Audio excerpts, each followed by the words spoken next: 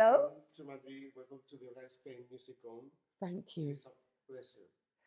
It's an absolute honour and pleasure to be here. Thank you. I think so. I don't remember being here before. It's so beautiful. The buildings are just amazing, including Spain. Yes, I remember my first visit to Spain to do shows, or because of Total Eclipse. I got here and we were so tired, and we were told, oh, we'll go for dinner at 1 o'clock, and then we will pick you up at 3 o'clock. You're on stage at 4:30 in the morning. And I'd never experienced that before. So I went back to bed for a couple of hours and then got up and did the shows. But yeah, you know how to party late into the night over here in Spain. Hugely, hugely. I was doing much better shows, more money, bigger venues, and my profile was bigger with audiences, which helped when I then did Eurovision 5 years later. So yeah, it just changed my life. I was starting to travel a lot. Different countries wanted to book me. Brazil, I still go to Brazil regularly. And I've been now to Australia and the United States and all around Europe, which would not have happened if I had not had the success with Total Eclipse.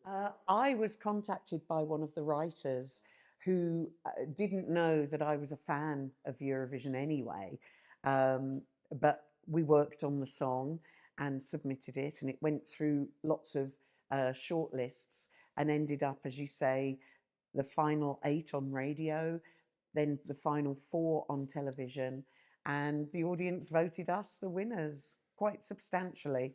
And yeah, that changed my life again. And it's something, after I did Eurovision, people said to me, oh, you need to leave it now, you need to leave it alone. But I couldn't. And so I'm pleased that I ignored people's advice, and I'm still very involved with everything to do with Eurovision. I love it. I love it. I didn't know. Other people were saying, oh, you'll definitely win, but you can't believe that. You have to just think, well, we might not. And the same with when we went to Stockholm, people were saying, oh, you're one of the favourites. And again, you couldn't really sort of take that in, because you can't get too confident.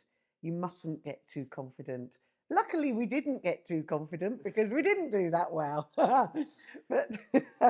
but it was still the most wonderful experience. And I've made so many friends through Eurovision from the fans. And I just love everything about it. I really enjoy it. It's changed a lot since I did it back in 2000. It's changed an awful lot, but it's still great. It's still exciting. It's still, something very, very special. And the UK's hosting next year, so I hope I'm part of it. I'd love to be a part of it, but yes, that's for the BBC, that bit. Oh, just real total excitement, such a thrill. It was quite unusual because the venue, the amphitheatre, was in the hotel that we were staying in, on the 3rd floor of the hotel. So it was strange that everything happened in there, in that building. But we were looked after so well, and Stockholm just showed itself off to us so well. We had such a great time until the voting started, or didn't. No. I mean, I was never sort of confident enough to say we'll win, but we'd been led to believe that we'd do well. So it was a horrible feeling. And of course, back then you can't just watch it back on your phone. That technology wasn't available then. So we had to wait until we got home the following day to watch our performance, because we thought, what went wrong? We felt it was good, And yeah, it was one of those things. The audience didn't take to our song. So yeah. Yes, a few. Yes, I've sort of seen them on other Eurovision shows and on Facebook and things like that. So yes, and I've met with Álex and Christina from Cyprus on different shows, and yeah, there's been a few. There's been a few through the years that I worked with on that show that I've then met again. It's that's what Eurovision's about. Is you make friends and you keep going, and it's wonderful. I don't honestly know.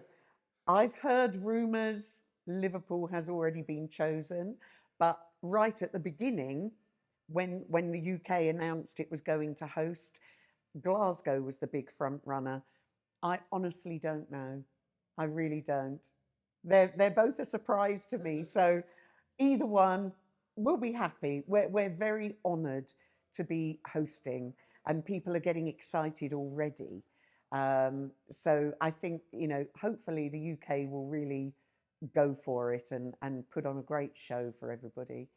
We're very proud to be hosting again. So yeah, I would love to. I would love to, but who knows?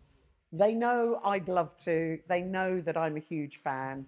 So just watch this space. Don't play that song again, of course. Oh, I don't know. I have so many favourites. So many favourites. I loved Belle and the Devotions, love Games. I love Katrina and the Waves, love Shine a Light. It's a very special song.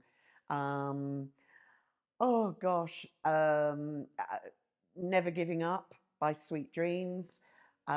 So many. I can keep going. Congratulations by Cliff Richard. Yeah, just stop me when you get bored. Boom Bang a Bang by Lulu. I mean, it's just so many, so many. And your favorite For all time, again, too many to pick one, but C by Giulio Cinquetti is an all-time favourite. I'm Not Afraid to Move On by Jostein Hasselgaard is a big favourite. Uh, oh, I could keep going. I could keep going.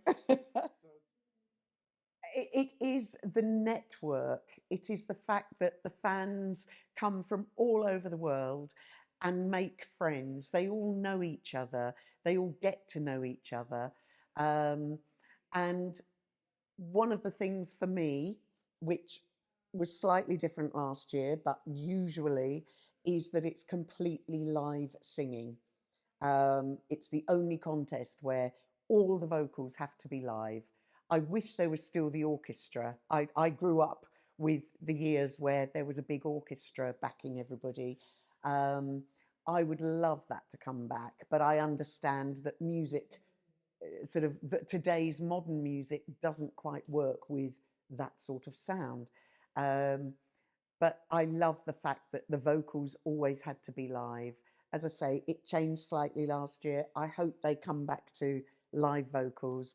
And people that are not Eurovision fans don't realise that, you know, this is the one place where you have to know what you're doing. You have to be good. It's grueling, the rehearsal period, and then at the end of it, you're doing the live shows. It's extremely hard work, but for a singer, it's our Olympics, and you know, it's a huge honour to represent your country. So yeah, I love it. I love everything to do with Eurovision.